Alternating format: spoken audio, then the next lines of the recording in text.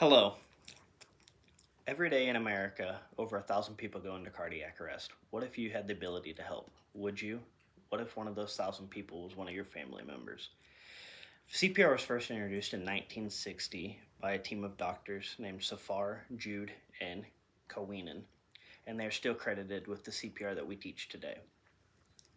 Out of hospital cardiac arrest is the leading cause of cardiac death in America and affects over 350,000 people annually, according to the Cleveland Clinic.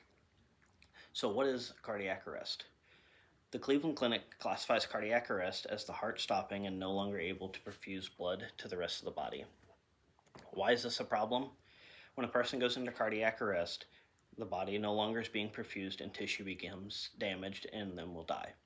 8 minutes without oxygen and death is likely. EMS providers will race to the scene, but depending on where they're at, the traffic conditions, and any other thing that they incur, they may not make it in time.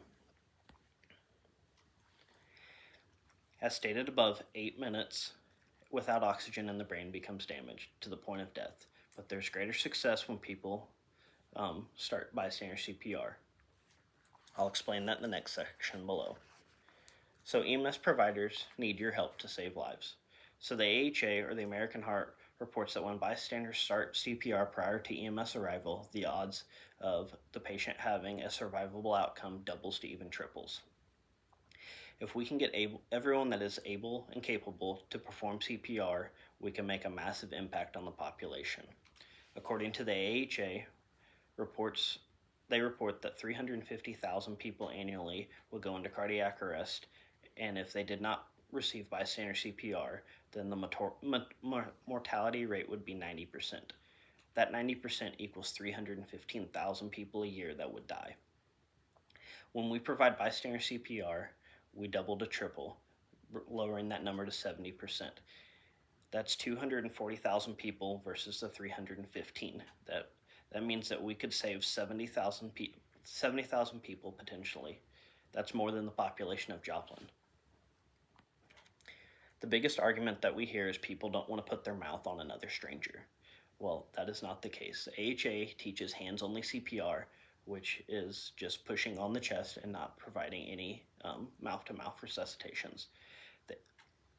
When people perform hands-only CPR, they are providing oxygen-rich blood that is prolonging the damage to the brain.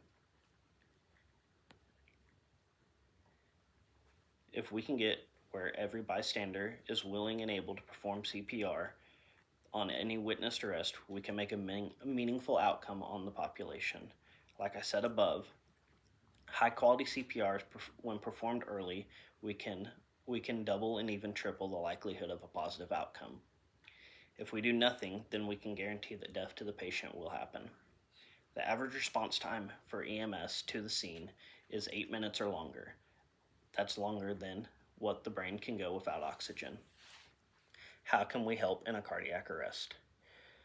So cardiac arrest can happen at any moment, and studies show that 80% happen at home. I hope that you'll be ready for that. The best way that we can prevent death in our patients is to recognize and be able to provide high quality CPR as soon as we can. The faster we can get hands on chest and blood moving round and round, the higher likelihood we have of patient survival. You never know when that next person may go into cardiac arrest. It may be someone you know. Thank you.